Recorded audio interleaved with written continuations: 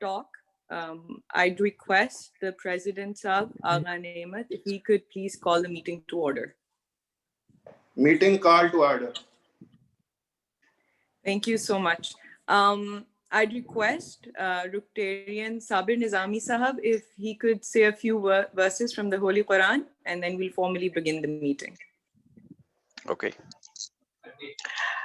أعوذ بالله من الشيطان الرجيم بسم الله الرحمن الرحيم والعصر إن الإنسان لفي خسر إلا الذين آمنوا وعملوا الصالحات وتواصوا بالحق وتواصوا بالصبر सदक़ल्लाहुल Azeem.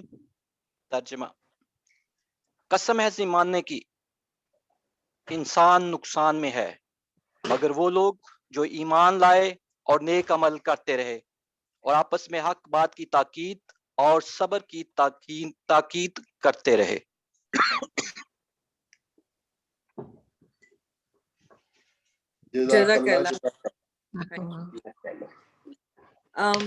I'd request everyone, however non-Surila it may sound, but let's all just sing the National Anthem. For those of you who can stand, that would be wonderful.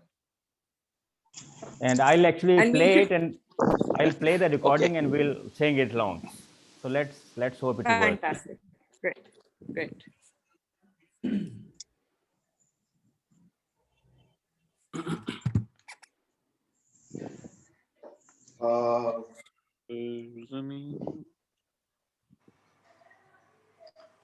Siddharth sir, can we just do 1, 2, 3 and go? If that's okay. He will play it. He's playing. Actually, he's playing. Then we can मेरा ख्याल है ये listen the playing वाली बात जो है हमेशा coordination गलत होती है। मेरा ख्याल let's all sing together 1, 2, 3 करके बच्ची जो कह रही थी बेहतर कह रही है। बच्ची ठीक कह रही। Okay. Okay जी. So 1, 2, 3. पाक ज़मीन शाद ईश्वरे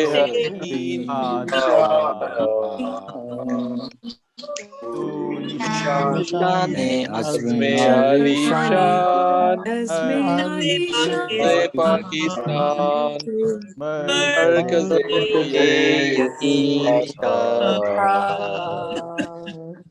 पाक ज़मीन का निज़ाम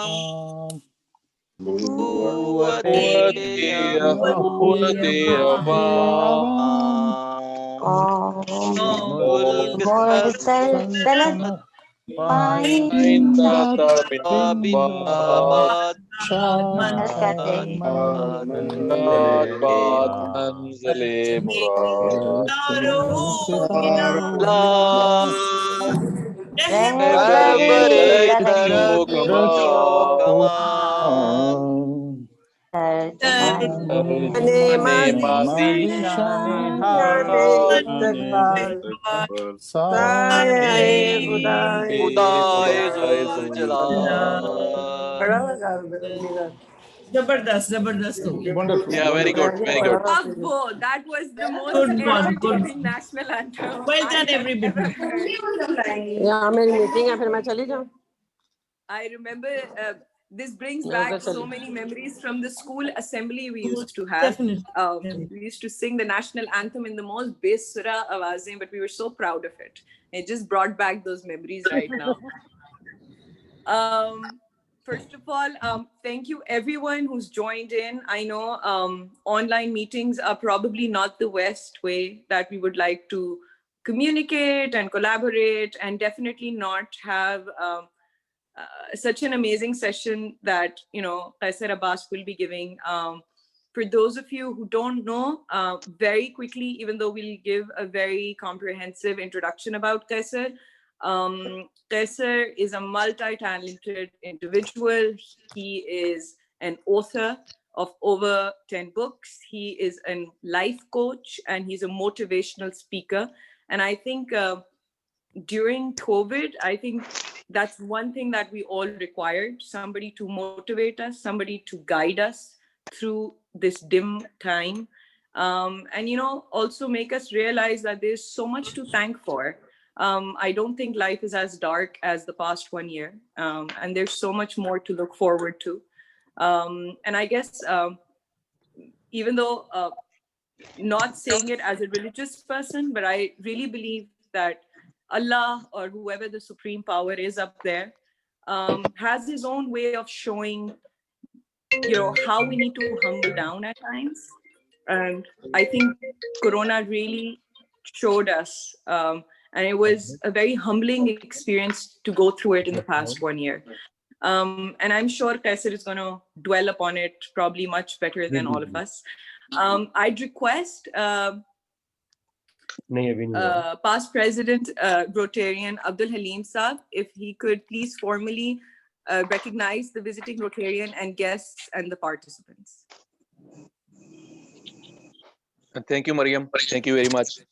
So it's a great pleasure for me to welcome all of the participants on behalf of my club president and the club members.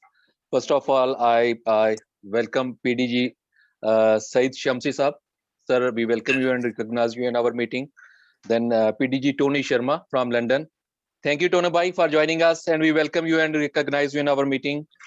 I also welcome, as even he is the host and he is also my club member, but obviously past District Governor and RI Coordinator Shahzad Ahmad Saab. Thank you, sir, for joining us, and you are welcome. Then we have different participants from abroad as well and from other clubs.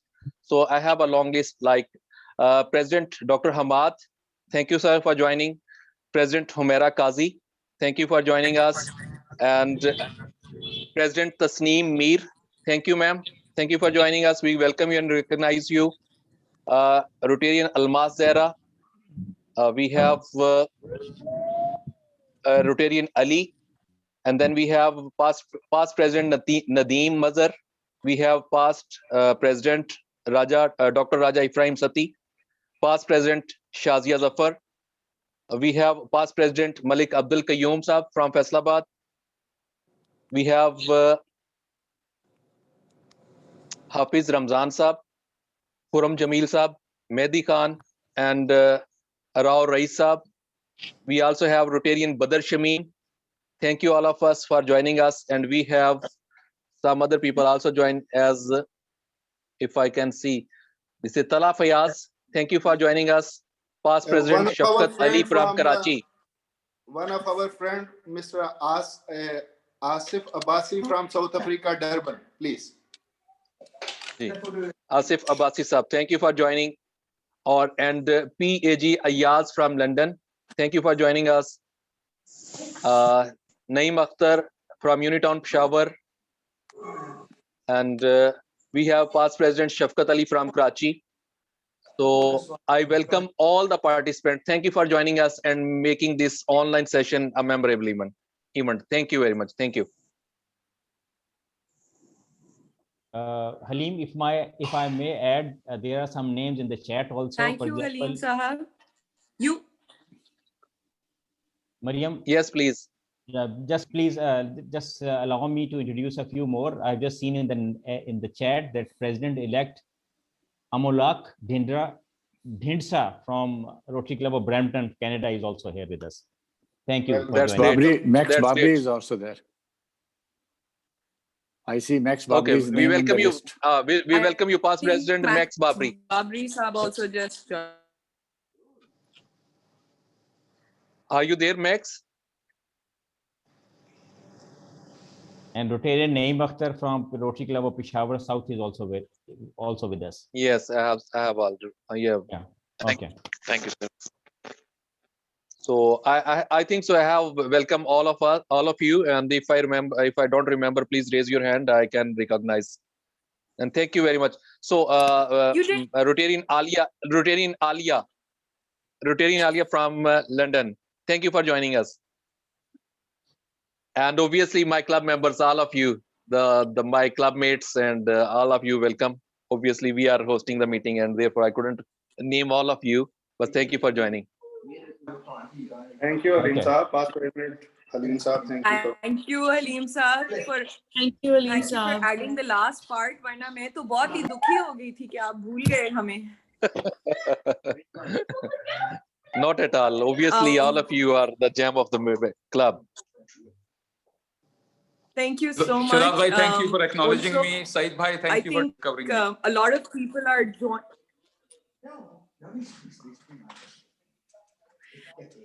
So, I okay, think a lot please. of people are probably joining or are during the process of joining. So maybe Halim Saab missed out on a few people, but I'm pretty sure he is welcoming everybody with all his heart. And I hope nobody takes it to heart if anyone's name is missed out. Thank you. Moving forth, with or without your names being called, Okay, Mariam. I'd request Okay, Mariam. the president. Gigi, If you allow me, I'll mute everyone, and so then you can Hanji, unmute please. yourself. I think it will be better hai. for us now. So I'm just muting ठीक है, everyone. कैसे हैं जी आप ठीक है मुझे 3 minute दे दे मेरी ना नमाज पेंडिंग पड़ी हुई है अच्छा, thank you. Okay. Thank you, Shahzad Saab.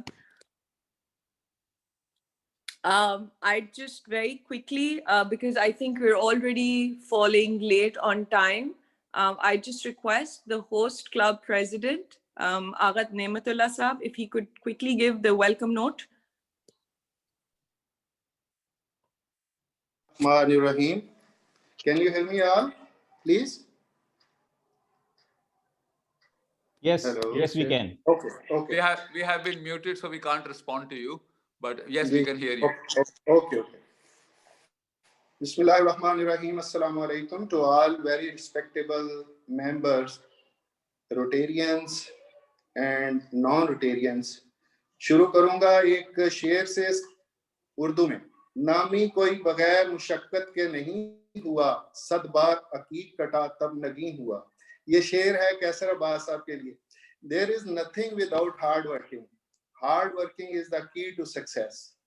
I welcome you all, very respectable guests, which are from Rotary, presidents, secretaries, past presidents, past assistant governors, PDGs, and also non-Rotarians from different professions of life.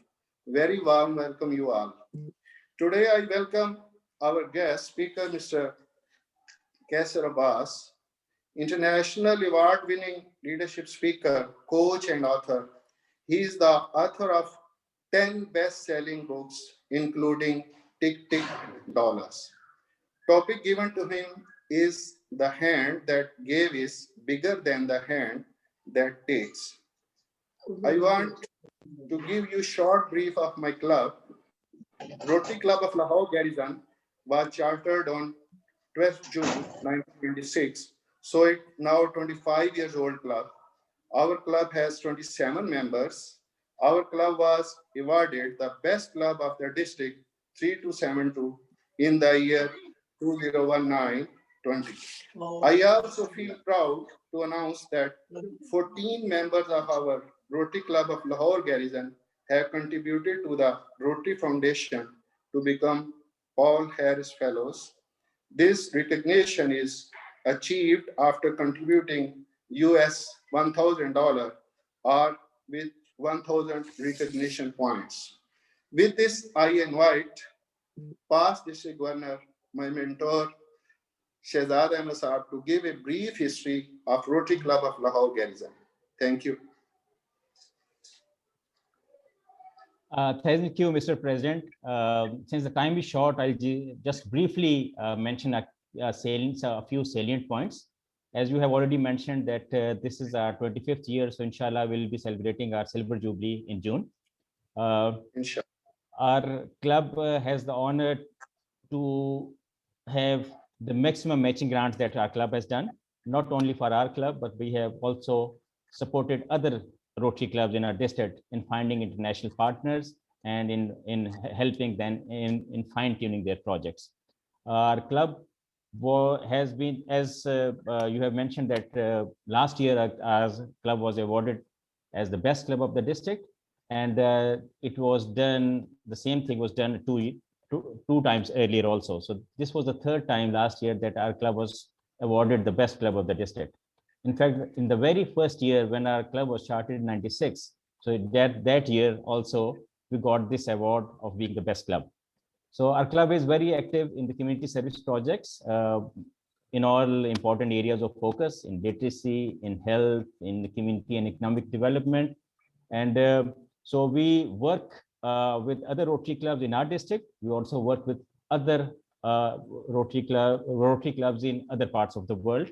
And we are very fortunate that we have good network of friends all over the world through the Rotary network. Our polio awareness and eradication is the flagship project of Rotary International. And our club has been hosting the district polio awareness seminar for the last 10 years. We also have had the honor that we have hosted the maximum number of Rotarians from other countries who have come to Pakistan to participate in the polio eradication and awareness campaigns. So this is just a brief introduction. And now over to Mariam Zaidi, our Master of Ceremony. Thank you. Thank you, Shahzad Saab. I mean, of course, you've not just mentored our President Saab, but probably a lot of people in the Lahore Garrison Club. And I think a lot of what we've accomplished is because of your guidance. So thank you for that. Moving forward, and very quickly, I'd request the past president and ADG Mujib Qayyum Saab, if he could please briefly give a small introduction about Qaiser. And then from there, Qaiser, the floor is going to be yours and you can just take over. Thank you, Rotarian Mariam. It's an honor and privilege to introduce our guest of the night, who has no words, but I'll try to summarize briefly that what his achievements are. Qaiser Abbas, who is a business psychologist by education. He has, as it's been mentioned earlier also, that many awards winning in the leadership coach, motivational speaker, and the author of 10 beautiful books, including Power of Teams. World's #1 leadership coach, Dr. Marshall Goldsmith, has also endorsed Qaiser as a Dare Coach framework. He is the mastermind behind one of the fastest growing coach networks, spread in 4 countries with over 250 certified coaches. Mr. Qaiser, in his 20 years journey as a leadership coach, has had the privilege to coach CEOs, business leaders, celebrities, and superstars of sports, movies, and media. His clients include many Fortune 500 companies like Toyota, GE, Nestle, Philips, Total, Schlumberger, Coca-Cola, PepsiCo, Unilever, Abbott, and Reckitt bankers, to name the few. Qaiser is the recipient of the Brian Tracy International Excellence Award 2017, which was held in London. And he's also the recipient of the Trainer of the Year Award for Asia by the World HRD Congress in Singapore. Mr. Qaiser shot to fame by his blockbuster book, TikTok Dollar, which you will see in his picture's title also when his camera was off. So he's a living example of overcoming adversity and turning dreams into reality, and has touched the lives of millions around the globe. Apart from coaching and training leaders in the world, top MNCs, World Bank, WHO, and US Embassy, Qaiser is making a massive contribution to society through Possibilities School and My First Bike. So these are his pet projects. He's managing that. His 100% book proceeds support out of school children education. And to know more about him, you can visit on his website, which is the qaiserabbas.org or possibilities.net.pk. With that, I would not take much of the time, and I will just pass on to the mic to Mr. Qaiser Abbas so that he can start today's activity. Thank you. Bismillahirrahmanirrahim. Thank you very much, Mujib Saab. It's an honor to be here. I'm super excited to be able to speak to each one of you. And it's an honor to have Max Babri in the audience. Max is my teacher, my mentor. And let me say it on record that whatever I do today, it was something which was inspired in me by Max Babri, because he came to the university when I was a student once. And when I saw him in action, I asked myself, Qaiser, I want to be someday just like him. So it's an honor and a privilege to have him right here with me.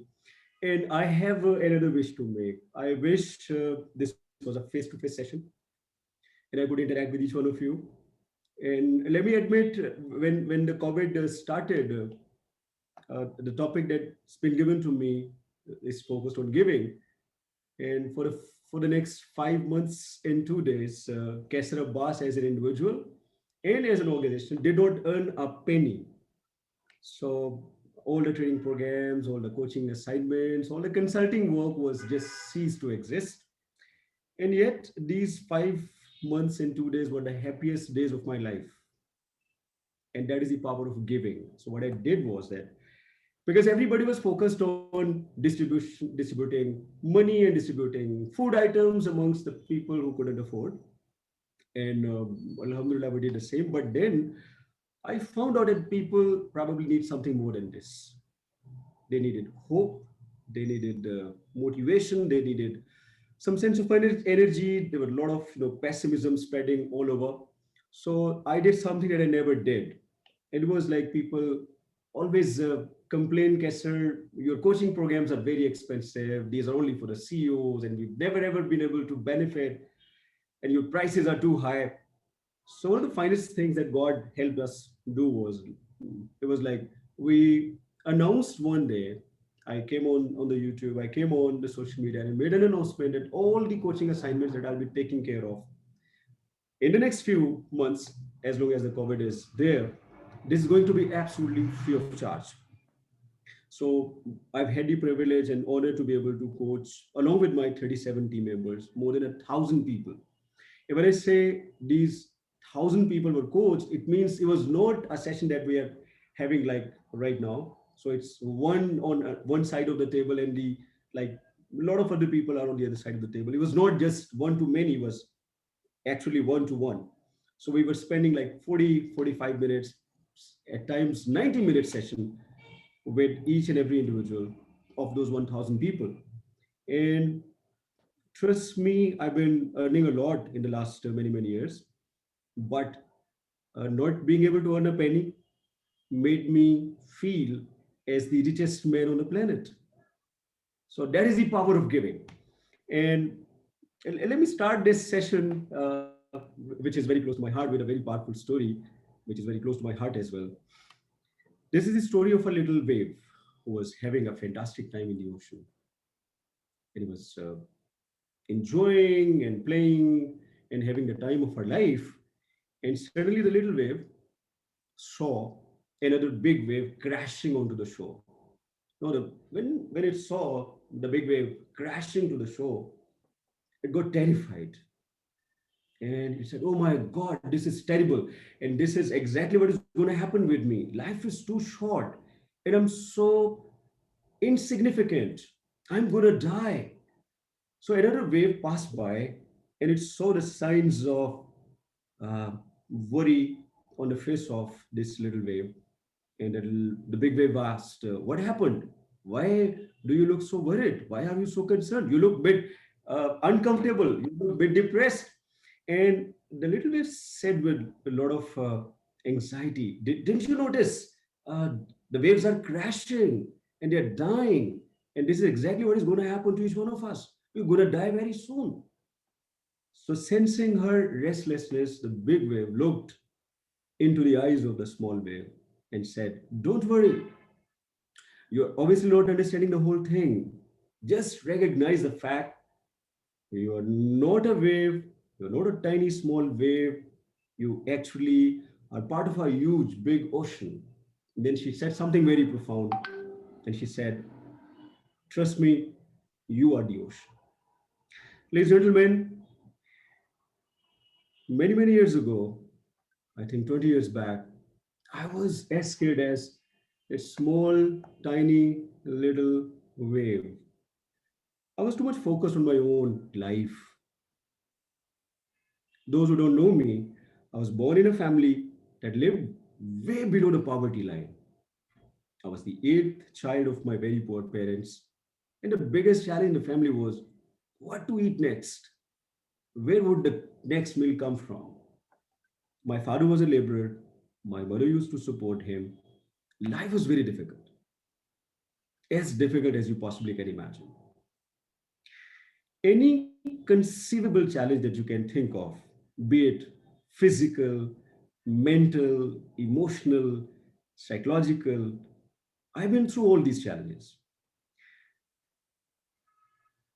I remember the day when I first have had the privilege to be at a Rotary Club, and Shehzad Sah was the one who invited me over. And perhaps nobody knows that it was a day when I finished the program. I didn't know where to go. I was practically a homeless person.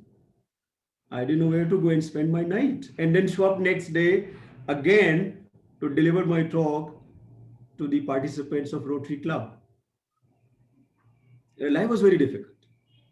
Life was, now I call them challenges, but at that particular time, I thought those were the problems of my life. Those were the adversities of my life. I remember when I showed up at the Rotary Club's venue on the day, I actually walked. I did not have the money to even afford the public transport. And the clothes that I was wearing on the day, they did not even belong to me. I borrowed the clothes from one of my friends. Actually, I was living with him. And the friend's name is Arif Anis, and Max knows him very well, and a couple of other people know him very well, and is healthier than me, and is taller than me. And after like every couple of minutes, I would like hold my shirt from the inside and pull it so that it doesn't go out of my sleeves. So life was, I was not a giver, obviously. I was focused on taking. I thought my life needs to change. I was struggling. My total monthly income, it would amount to a total of rupees 1800. No, this is year 2000 or maybe 2001. And I was earning a total of rupees 1800 a month. And I was struggling. I was like 23, 24 years of age. Today, I go everywhere. I've been to 40 plus countries. I've been delivering these messages to audiences like CEOs. In my recent talk in London, I had like 6,000 people sitting in front of me. I was sharing stage with my guru. His name is like Brian Tracy. I was delivering the talk just like I'm doing right now. He's sitting right at the back on a high chair and watching me with a lot of pride and excitement. And I was the same person who a couple of years back was struggling to survive, struggling to find some space in this world, being really pushed by the realities of life and trying to follow his dreams.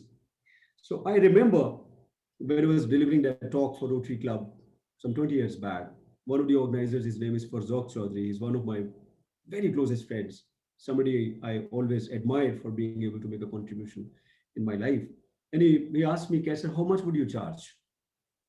And now you know my background. I did not even have the money to afford a rickshaw or a public transport. But I don't know where did I get the courage to respond to Farzok the way I did 20 years back. He said, Qaiser, how much would you charge? I said, Farzok, I cannot charge. He says, why not? I said, I would have loved to charge, but this is Rotary Club. And I'm going to train the teachers, and those teachers teach. And I cannot even think of making money from this assignment because Rotary Club is making a huge contribution into the lives of the people. So I don't know where did I get the courage, but there was a day when I understood the power of giving. I somehow realized that day that if you really want to get more, you got to give more. Also, I've been able to understand the fact that I've been able to study a lot of highly successful people, and I realized that the happiest people on the planet are not the ones who are receiving. The happiest people on the planet are the ones who are giving. So I made a decision, Qaiser Abbas, if you really want to be successful, you got to be a giver. You don't need to be a taker. And those were the days, ladies and gentlemen, when I was struggling to publish my first book. And I did publish my first book with the name Tick Tick Dollar. By the way, it's not TikTok dollar. This is Tick Tick Dollar. It was written way before TikTok came into being. And when I wrote the book, I thought I'm going to be very rich. I signed up the first agreement. I was paid by the publisher in advance. It was a huge achievement on my part in those earliest days when most of the publishers were asking me to invest money in my book. I ended up using all my negotiating tools and signed a deal where I got paid 15,000 rupees. Those 15,000 rupees today to me was like $15 million. And guess what?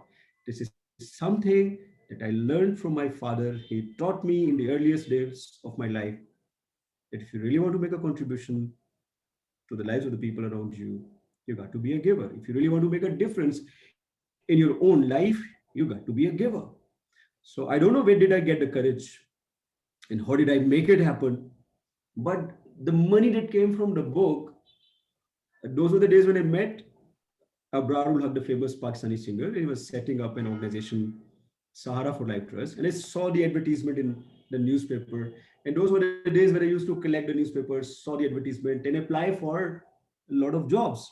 So I thought Sahara for Life Trust might be an opportunity for me to go and grab a job. And when I was interviewed, I met Abrarul Haq, I met Major Asrarul Haq, his brother, and I realized that this is not a place to take, this is a place to give. Probably need to place one brick from my side. I probably need to make a donation. That I don't understand. It's not making a donation. It's actually making a difference. So I asked Qaiser Abbas, how can you make a difference? And Qaiser Abbas did not have a penny to be able to make a contribution to Sahara for Life Trust. So I did something that I am very, very proud of today. And I feel very humbled about sharing this experience with you. And my entire body actually right now is filled with a sense of gratitude that I've been able to do it. So what I did was that the entire money that I was getting from my books, I dedicated 100% of that income to Sahara for Life Trust. So you might have heard Mujib Saab just shared with you that Qaiser Abbas' entire income today goes to support the education of underprivileged children.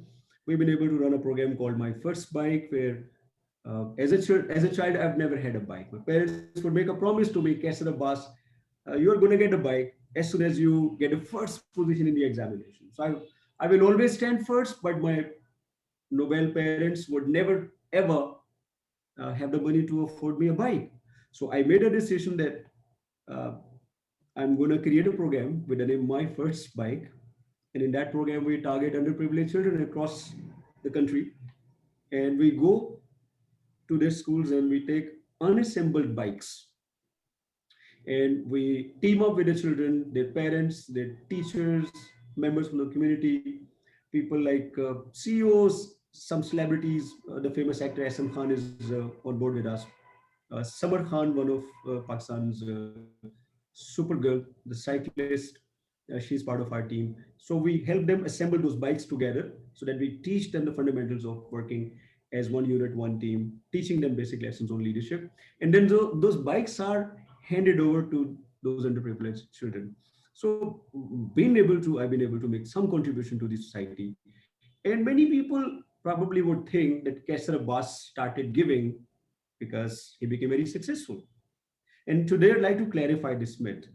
It is not because Qaiser Abbas became successful and then he started making a contribution to the society and he started giving. Ladies and gentlemen, the fact is Qaiser Abbas started making a contribution to the society and Qaiser Abbas started focusing on giving. And this is actually the reason Qaiser Abbas became successful and Qaiser Abbas started having some financial freedom and prosperity in his life. So my fundamental message, I I feel even greater sharing this message to each one of you. I don't need to teach you guys the lessons on giving, because you are the ones who are actually an example of so many of us in the area of giving. But I thought I'll share my personal experience with you, because my life changed when I started giving. For the first 23, 24 years of my life, I was trying to act in a very selfish manner. I was trying to achieve success for my own sake. But when I shifted my focus, when I changed my mindset, this is not me whose life needs to change. It is someone else's life that needs to change first. Only then I will be able to make a positive impact in my own life. And when I realized this fact, my life took a very different route. My my lifestyle changed, my education changed, my network changed, my bank account changed, my contribution to the society changed, my impact on my clients changed. Everything around me began to change when I focused my focus from receiving to giving. So here in the next few minutes, maybe I'm going to take another 5 to 7 minutes. Then the house will be open to some questions if you may like to ask me any. Uh, so there, I've been researching on the subject, and I've been able to identify there are three key benefits. There are many actually, but there are three key benefits of giving. And the first benefit is actually the benefit of being happy. So there's a recent research conducted at the Harvard Business School, and this research was conducted by Michael Norton. And Michael Norton actually gathered a group of participants, and he involved them in some work, and they were supposed to get some dollars at the end of achieving in completing those tasks. And then he asked the participants a very interesting question. He said, what do you think? Would spending this money, your hard-earned money, on you will make you more happy? Or what do you think if you spend the same money on someone else? What is your prediction? Would you be happier if you use this money on yourself, or you use this money to give happiness to someone else? So the majority of the participants in the research, uh, they said we will feel far more happier if we spend this money on ourselves. So he noted down all the responses, and then he asked them, all right, go ahead and spend the money the way you want to. And then after a couple of days, he gathered the participants back in the same room and asked them to share their experiences. And what happened was actually quite traumatic. And the result was that the people who initially predicted that if they spend money on themselves, they will feel happier, their prediction proven to be wrong, completely wrong. They had spent money on themselves, but they did not feel any sense of happiness comparing to the people who had spent money on someone else, but they had a very different sense of fulfillment. They had a different sense of happiness. Another research which is conducted by another lady, his name is Sonja Lemborsky, and she wrote a famous book as well. And she encouraged her students to go for 5 acts of kindness every single day. And she divided her students into 2 groups. One of the groups was supposed to go for 5 acts of kindness every single day, and the other group was not given this opportunity to participate in these 5 kinds of kindness exercise. And what happened at the end was that the students who were performing 5 acts of kindness every single day consistently, they were not only happier, their academic performance was far better than the people who were just focused on their own stuff. So I've been studying so much research. There's another research conducted by George Moll. National Health Institute was the organization that studied a group of students and professionals as well. And it found out that when we help others, when we focus on giving, it activates certain parts of our brain which are responsible for neurotransmitters, which provoke and instigate happiness in us. So people, I don't need to teach you this. I know you are the happiest people on planet because every single day you contribute. And this gives you a sense of fulfillment. But I'm just trying to give you a bit of a reinforcement to help you cement the fact and strengthen this belief that what you're doing is absolutely right, and it's been proven not only religiously and socially and morally, but also in the scientific studies as well. The second interesting benefit that I've been able to find out is the health benefit. And Stephen Post studied this. There's a beautiful book, I like to share the name as well. Why Good Things Happen to Good People. Very interesting book. I suggest you must read this book. Why Good Things Happen to Good People.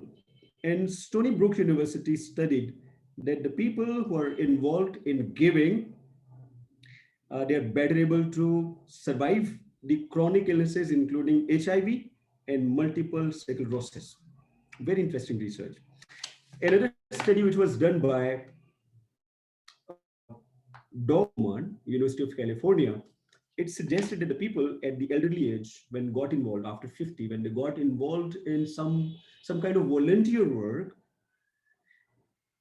they were able to, their tendency to die comparing to the group of people who are not involved of the same age, with the same medical history, with the same health conditions, with the same negative habits like smoking, etc.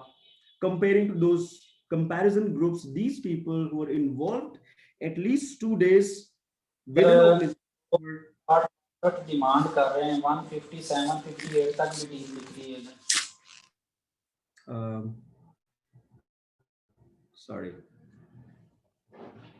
So I hope I'm audible again. So what I'm sharing with you is that the people who were involved in at least 2 days of volunteer work with some charity organizations, when their health was compared with a similar group which has same medical history and the same illnesses and the same kind of stuff, when they were compared with that group, the researchers found out that their risk of dying, it was delayed by 5 years.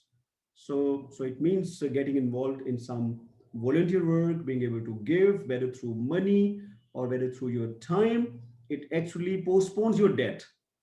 So if you really want to live longer, research scientifically proves that you got to focus on giving, not got to focus on getting. Another research by Stephen Brown in University of Michigan, it also proved that people who focus on giving, they are at a lower risk of high blood pressure, and they also have a low risk of other medical conditions.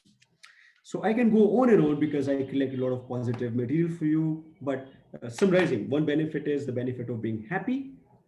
So when the helping hands is, when the giving hand is focused on giving, the giving hand is happier, the giving hand is healthier, and the ultimate benefit of giving is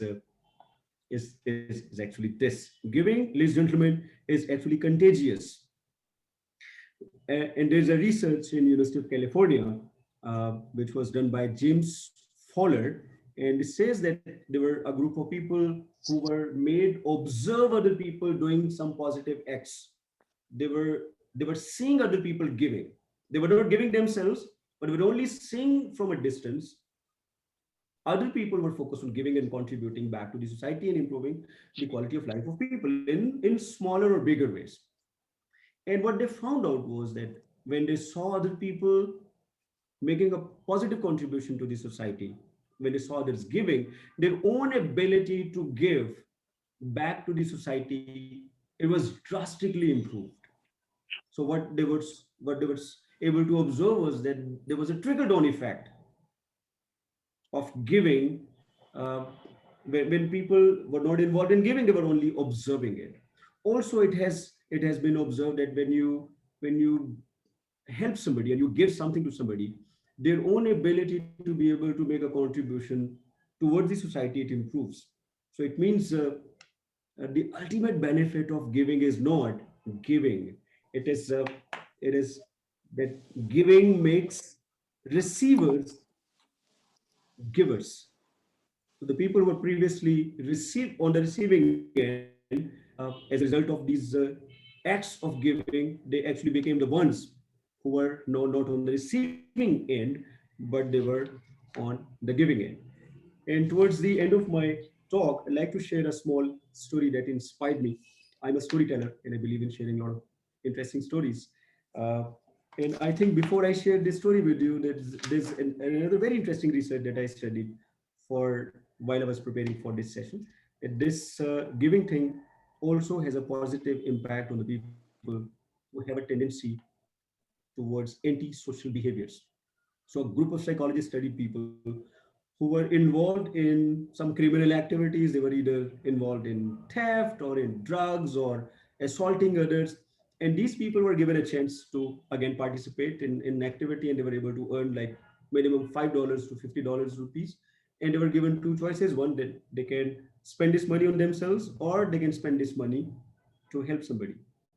And it revealed that the people who chose to spend money on someone else, for instance, helping a child in a hospital, or feeding a poor family, or or giving money to a student who was not able to afford their fee, when these people who had a criminal record, they focused on giving, even they were able to not only feel a sense of happiness, sense of fulfillment deep down inside themselves, but also research revealed, as a follow-through study, they found out that the people who focused on giving, they had a lesser tendency to go back to the original criminal behaviors. So giving actually changes someone's life. So to me, the art of living is actually art of giving.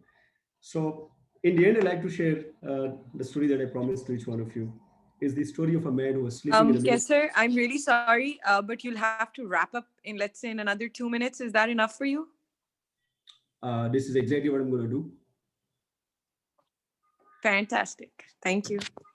So as I said, in the end, I like to close on this very interesting, powerful story.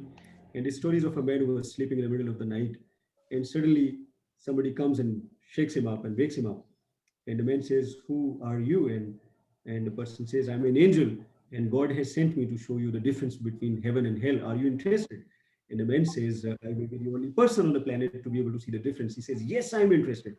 So the angel takes him to the hell first, and in the hell they see a huge banquet hall, and the banquet hall had a number of people and all kind of food, all kind of fruit, and all kind of eating stuff was there. But the people over here, they were having a very bad time. They were crying, they were moaning and groaning and complaining. And the man said, "How come on earth the people having all kind of stuff around them will still be crying and complaining?" So what he noticed was that the people over here, they actually had braces on their arms. And because of the braces, they couldn't bend their arms, meaning they couldn't eat. And probably this was the reason that they were crying and complaining and moaning and groaning. So then the angel takes him to the heaven. And in the heaven, they notice another beautiful, similar banquet hall, and people uh, over there, they had all kind of food and fruit and everything around them. But over here, the environment was very different, and the people were having a fantastic time. There were laughter in the air, and they had shine in the eyes, and they had smiles on their faces, and they had a lot of energy in their bodies. And the man was shocked to notice that the people over here, they too had braces on their arms, meaning they too could not bend and they couldn't eat. But ladies and gentlemen, you know what they were doing was they were picking up the food and they were feeding each other. They were picking up the food and they were feeding each other. And probably this is the difference between heaven and hell. So hell is a place where despite having all kind of blessings and uh, all kind of advantages, people don't focus on those advantages, and all the focus is on their own problems, on their own tiny challenges. And heaven is a place where people don't have problems. In heavenly families, in heavenly societies, people don't just focus on their own challenges and problems. They begin to focus on helping others address their challenges and try to make a difference in others' lives. And in the end, I like to state that the world takes from the takers and it gives to the givers. And this is a principle not created by any one of us. It is created by him. And the principle says, if you give others what they want, you will automatically get what you want. Thank you so very much for being a fantastic audience. I wish I had been with you in person and get the best from this opportunity. Thank you very much. Thank you so much. Thank you so much, Qaiser.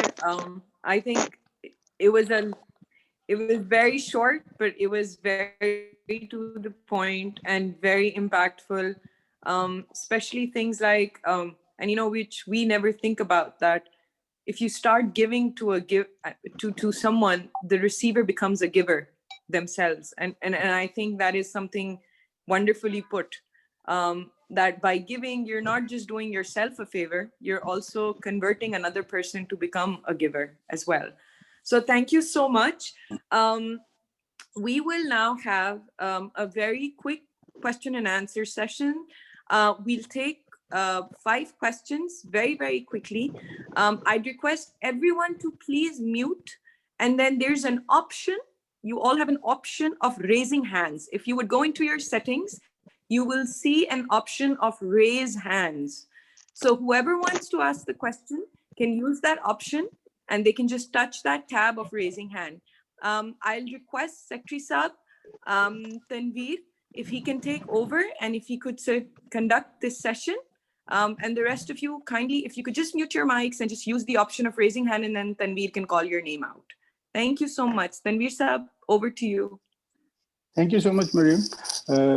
Now, ladies and gentlemen, if you can ask a question to our respected guest. Please raise your hand. If someone have a question, so please raise your hand. So we can ask. Okay, PDG Tony Sharma. Qaiser, that was absolutely fabulous. So tell me, are there any scientific numbers to prove the theory? Because we in Rotary have been givers since we joined Rotary, and now I understand why every Rotarian is happy. But to have the scientific knowledge behind the fact is very powerful to tell other people why they should be givers. I think I missed the last sentence. So what I heard is you were asking, are there any scientific numbers behind? And I lost you. What I'm saying is, we in Rotary understand being givers makes us happy. But if there are some scientific numbers or some studies that we could use to explain to people how giving brings happiness, and this is another reason why they should be part of Rotary, because we can then give more together. All right. I believe there has been a lot of research by Dr. Martin Seligman, the founder of positive psychology. There are at least 1,000 books available on happiness, and every single book is filled with countless data and research, which is proving the fact that the ultimate happiness comes from giving. There's another research conducted by, I can quote a number, this is by O'Brien and Qaiser, and this research involved 502 participants, and they were given an opportunity to play a world game. And at the end of every round, they were given $5. And these participants again were given an opportunity to spend this money on themselves or spend this money to give away to a charity. And the people who chose to give this money to a charity, their happiness was sustained comparing to the ones who focused to use this money on themselves. Their level of happiness declined drastically in the next couple of hours. Thank you very much. Thank you so much, Tony Sharma, and a very good brief answer from our guest. And now we have a question from Talha Fiaz. So, Mr. Talha, so please. Hello, good afternoon, guys. I just want to ask, I do understand givers are always more happier. And I'm a firm believer in it. It's not only brings you physiological and psychological aspects and happiness. What is the conclusion of today? How are we going to contribute to society? What will be the action plan of a meeting? I do understand we always make regulations, legislations, but the implementation, that is really important. So how are we going to implement or what's the benefit of this meeting towards the society? So I just would like to, know your thoughts on that. Thank you. Thank you. Very intelligent question. So as psychologists, what I believe is that there's one life which is what we call the positive life, or you call it pleasant life, a life which is filled with pleasures. So you can have this sense of satisfaction in pleasure, which is obviously temporary, by watching a movie or taking a drug or spending good time with friends, etc., etc. At the same time, there's another level. We call it meaningful life.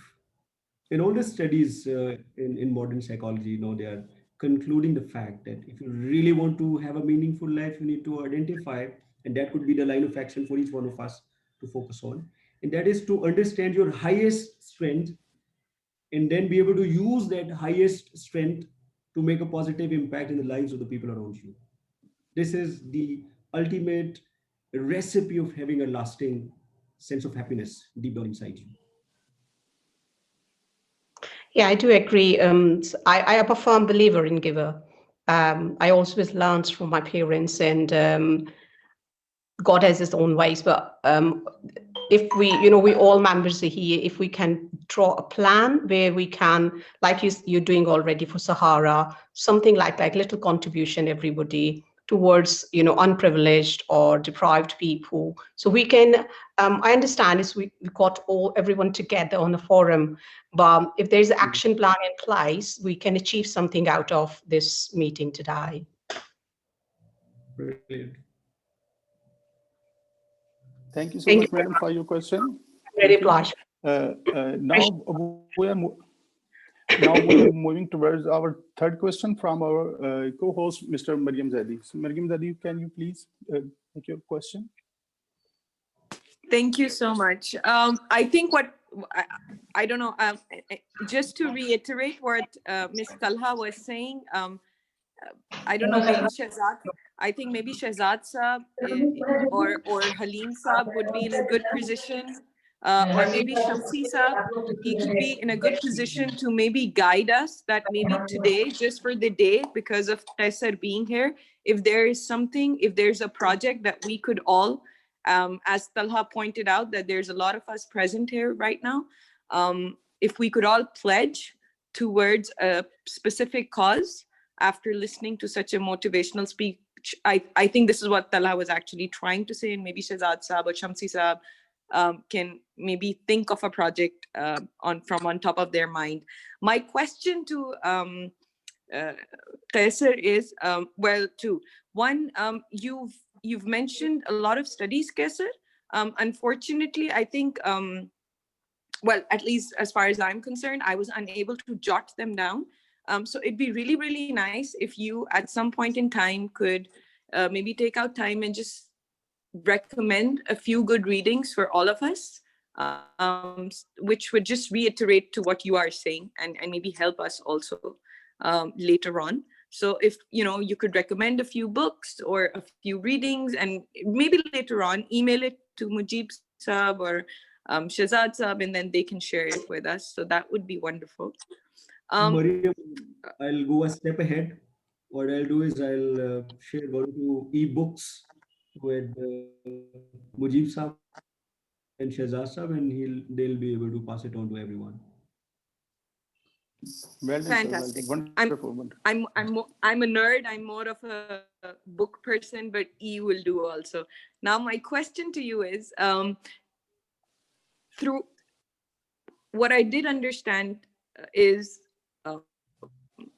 that there's scientific evidence that when you do, like, for example, scientific evidence when you eat chocolate, there is a certain chemical that is released which causes pleasure, right? Similarly, there have been, well, medically proven things that people who do charity and are involved in charity work or involved in helping people are happier because of a certain enzyme which is released due to the satisfaction, blah, blah, blah, so on and so forth.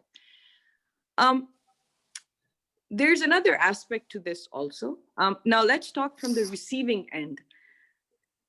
I understand some people are born and it's not their fault at all at the taker side.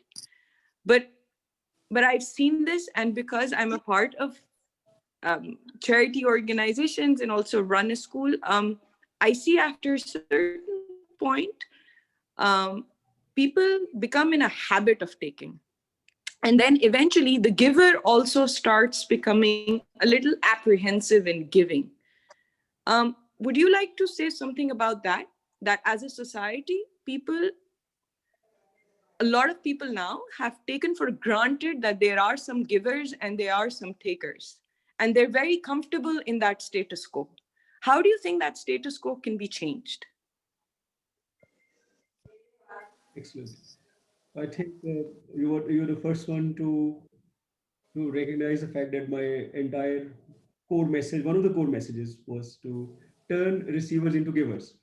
One of the shiniest examples in this regard is Dr. Amjad Saqib in Pakistan. I've seen in my own eyes that the people who are on the receiving end, they are actually one of the donors, and they are heavily contributing to the organization. Another thing that I just found out this morning was there was a girl was going through the cancer thing, and she was somebody who was not involved in life. She didn't like herself. She didn't have the right self-esteem, etc. And then she was able to find purpose. And the purpose was to be able to identify other children who were going through the cancer thing. And she ended up making a team called the Summer Team. If you go, you will be able to find the Summer Team. So the Summer Team started gathering money. Money was focused on two things. One, they were buying gifts to donate to the children who are going through the cancer. And then the rest of the money, 50% of the money, was being given to the charity organizations. And what happened was that when they were giving a gift to a child, they took a promise from the child that you will be the one who will give the next gift to another child.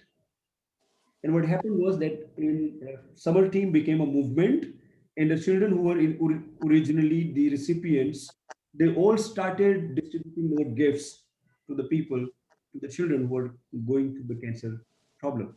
So I believe that if we just keep giving, this is one thing, Mariam, I've been struggling to manage with my own self, because most of the people in my own family, they still were living in the poverty. And what I was doing was just trying to help them out, and it became habitual. So instead of standing on their own 2 feet, they started expecting more. So then instead of giving them the money, I started helping them with the businesses. So you give somebody the fish, so you feed them only one time, and the next thing you turn them into somebody who can catch their own fish.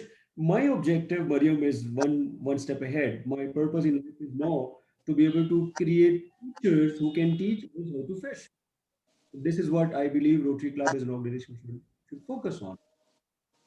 Thank you. May I Thank you. add because as Rotarian Mariam said, that if I can add that as Rotarian Tala has asked that if we have some target or something for this meeting. Obviously, we Rotarians are always the givers and the participating in form of time, skill, and money as well to the society. This morning, our club committee, including me and AG Mujib Qayyum, we have visited Abru School, which is our project, the Abru Welfare School. And we are planning a global grant for that school. And the school is serving for 5,400 kids, the underprivileged community kids. And we are planning a global grant to provide them the clean energy, the solar plant for them. So obviously in the morning we spend a time and we are spending our energies, and then obviously for global grants, we will provide the funds. Despite that, this is just for the information of the participants. So I think so that it is a good initiative, and we are always agree to participate and to give to the community. And I want to urge that if we can declare this meeting as a WGM event. WGM is world greatest meal event is in the Rotary to support to end polio. And I announced $10 for that to the TRF polio fund. Actually, this is a program where we can give the funds, any amount of funds starting from $10 or any amount to the Rotary Foundation Polio Plus Fund, and it will be matched 2 times per Bill and Melinda Gates Foundation, and then it will be given for the End Polio Now project of Rotary International. So the money is only to be given to the Rotary Foundation, and then we will report it that this funds is created, generated, and then we will send it and calculate it. So thank you very much. If anyone else also want to donate to that fund, then we will say that this is the WGM amount of this meeting, and this so amount will be given to the Rotary Foundation Fund. And I announced and all. I'm happy to pounds. So if you can just details and I do the transfer. Thank you so much. Actually, we have a question from our respected Rotarian, Mr. Saeed Shamsi Saab. Mr. Saeed Shamsi Saab, so please make your question, please. It's not. It's not a question. Actually, one thing which was highlighted by our speaker, first of all, I must congratulate him on giving a very good talk and motivating the people. The most important thing is, as you see, we had a big class in our engineering university, and about 150 people or so. And most of them, they went to government services after graduating. Unlike me, I went into a private service and then started on my own. So in the government service, and they were 60 years old, they retired. And those who after retirement involved themselves into some activity which is helping, adding to a school, going to a place where they can help others, those people, they are now living a much better and satisfied life and healthy life. You know, I graduated in 1964, so you can imagine how back I was with all those. And most of those who retired and did not involve themselves into something which is involved in giving either your time or your money to help others, they have, they have all sorts of ailments, they have all sorts of issues and problems. But those who are involving themselves into utilizing their time for the benefit of others, time and money, they are better off than the others. And as regards to what our friend Halim said, you will be pleased to know that today I have contributed $5,000 to the Rotary Foundation for Polio Plus. Thank you. Thank you, Saeed Shamsi Saab. Now, if anyone have a question, the last question, please. Always in the front foot to donating the polio fund and even the others. Thank you very much. Thank you. Anybody want to make a question? So I just have a question from past district governor Saeed Shamsi Saab. First of all, thank you for your generous contribution, and I know that you make these contributions every year without anyone asking about it.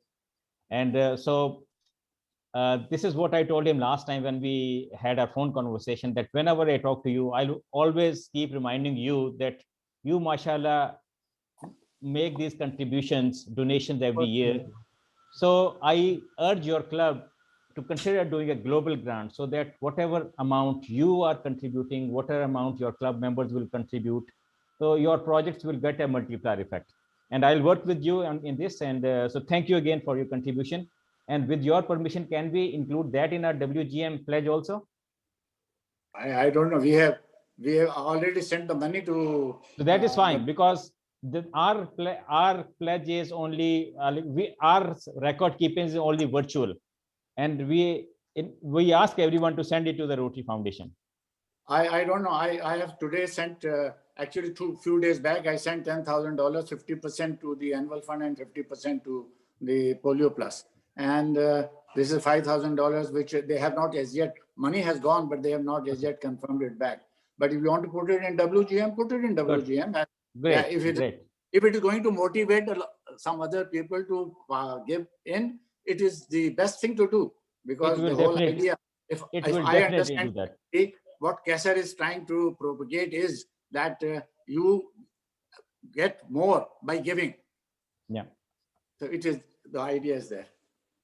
Yes, and to answer Talha's question also, I'll just a little bit, and actually to explain about the concept of the global grants of the Rotary Foundation, because there are many non-Rotarian friends with us also.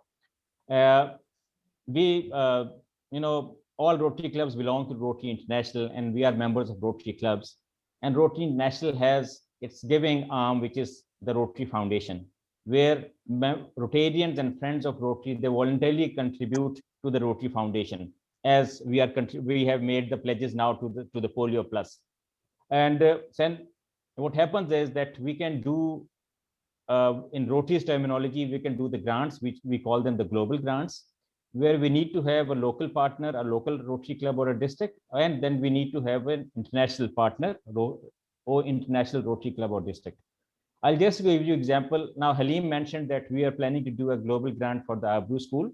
So our club will be the local partner, and of course, we'll find an international partner, and then we'll get some pledges from them, and the Rotary Foundation will match it with certain percentage. I'll give you an example of another project that we have submitted, which is for Shaukat Khanum Memorial Cancer Hospital and Research Center. The total project cost is $80,000, and our club will make a contribution. We have already submitted it to the Rotary Foundation. Our club's contribution is $5,000 that we have pledged, and then we have friends from all over the world. In fact, past District Governor Tony Sharma, his club is our primary international partner, and because that is primarily because of his personal contribution of $5,000. So thank you, Tony Bhai, for being our international partner. And so the total project is worth $80,000. So with a local contribution of $5,000, we will be able to do a project worth 80,000, which means 16 times. We'll have a multiplier effect of 16 times. And another, to answer your question, that Qaiser's presentation or address was to motivate us. And the Rotarians have, Rotary clubs have their own projects that they do. Sometimes we do individual projects, sometimes we do joint projects. So I think the whole concept is to get the motivation. And then we don't really want everyone to, I mean, they have their own choice. They can do a project through a Rotary club, or they can do a project for any other worthwhile, any other good organization that they know of. So I think this is the whole, this was the, I believe this was the whole essence, that we get motivated and find a project which is close to our heart, whether through Rotary or outside Rotary, and then make a contribution financially as well as time-wise. Thank you. Thank you so much. Thank you so much, Jasam. Thank you. Madam, if you allow me, our respected Rotarian Shafkat Ali wants to say something. Okay. Quickly. Assalamualaikum. Sir आवाज आ रही है? जी आ रही है, बस quickly कीजिएगा क्योंकि time अब हमारा हम ओवरशूट कर रहे हैं. Thank you sir. Giving is blessing, और मैंने कुरान पाक में पढ़ा है कि अल्लाह ताला जो है ना खास कामों के लिए खास बंदों को चुनता है. ठीक है, अगर वो काम नहीं करते तो अल्लाह ताला किसी और के वज़्म में लगा देता है. तो बस मैंने यही कहना था कि ये अल्लाह ताला ने किसी खास लोगों को खास काम के लिए रखा हुआ है, और वो आपको पता ही है कि RCLG भी है और आज के हमारे स्पीकर्स भी हैं. तो सबको बहुत बहुत सलाम, खासतौर पे टोनी शर्मा साहब को. जी, thank you so much. Over to you, madam Mariam. Thank you so much, and thank you, Shafkat Saab, for bringing in the blessing towards the end. I'd like to thank everyone for showing their patience and also their active participation throughout the talk. Like Qaiser pointed out initially, that he would have really liked that this would have been a face-to-face session, and Qaiser, it would have been really nice for our club to have met with you, and other people also to have met with you face-to-face, but unfortunately during such unprecedented times it could not happen. Isliye, you know, on behalf of the club, I'd also like to tell you that, you know, we usually give our speakers, our guest speakers, a souvenir and a shield and something as a takeaway for them to remember us. So that inshallah will be delivered to you at some point in time. Unfortunately, due to the virtuality of this program, it can't be done. I would like to request Rotarian Muhammad Kashif, if he could please end the entire talk with a vote of thanks. Vote of thanks, I just want to announce that so till now we have gathered $5,050 and 10 pounds, and by matching 2 times with Bill and Melinda Gates Foundation, it would be $15,150. and 30 pounds. So this will goes to the Rotary Foundation, Polio Plus, and as Shah Sahab also mentioned in the chat, nobody will send us money to anybody, any of us. Rather, you will send it directly to the Rotary Foundation account, and then we will report it only. Thank you very much.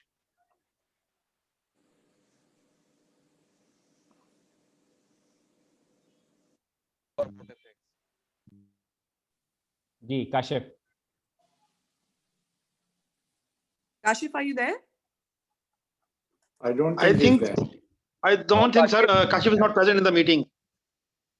Because of his internet connectivity, he sent me a message that his Okay. internet is If Mujib Saab could please be kind enough, the president. I mean, you welcomed him, so it'd be really nice if you could give the vote of thanks also, sir. Great. Thank you, Mariam, for giving me the opportunity. Like I said in the beginning, that their words are smaller than what the contribution the Qaiser is doing and have done in his life. He has made his profession such a generous and such a giving profession that वो उसको उर्दू में कहते हैं ना एक पंथ दो काज. So he's making his living, but at the same time he's earning to the best of his life here and life hereafter. So I think his speech has been tremendous, very motivational. I was watching all the chat messages from all the participants. They have been touched, and they feel that their time spent was very valuable. And I'm sure that whatever motivation had brought them on to giving, that would add to the account of Qaiser Abbas as well, because his words had made a difference. So I would not take long. Qaiser, thank you very much. It was, you've been very generous. On my one call, you've decided to join us and share your, not only experience, but also good thoughts and good words. And thank you all the participants, starting from, of course, the PDGs, all the Rotarians, the past presidents, past AGs, the members, the guests, those are not Rotarian. Thanks to them also, because I know there are many members who were not Rotarians, but they had taken an opportunity to listen to Qaiser Abbas. So thank you, everyone. And thank you, Rotary Club of Lahore Garrison's team, who had made this happen, put this together. Once again, thanks, Qaiser. That's all. Thank you. Mariam, over to you. Thank you, Mujib sir. Thank you, everyone. Thank you for your patience, and thank you for joining the meeting. The meeting is now adjourned, and you can all amicably leave the meeting. Thank you so much. Thank you very much, everybody. I really appreciate. Thank you. Thank you. Thank you, everyone. Actually, what I'll do is that I'll keep the meeting has formally been closed and adjourned, but I'll keep the Zoom link on for some time so that all the friends who are gathered here, if they want to do the fellowship for some time, they are most welcome to do it. That's great. Please feel free to unmute yourself. Yes, if I may. Ji. So first of all, it is so wonderful to be almost back in Lahore and see some wonderful friends that I made when I was there back in 2015, especially esteemed PDG Shahid Shamsi and my good friends. Muhammad Iqbal is there, and of course yourself and Abdul. Now, I've been trying to get back to Pakistan for 5 years, and it seems, firstly, your government doesn't want to give me the visa. Then when we had the visa, then the COVID stopped our flight coming to Lahore. So I'm looking forward to meeting with all my brothers and sisters there.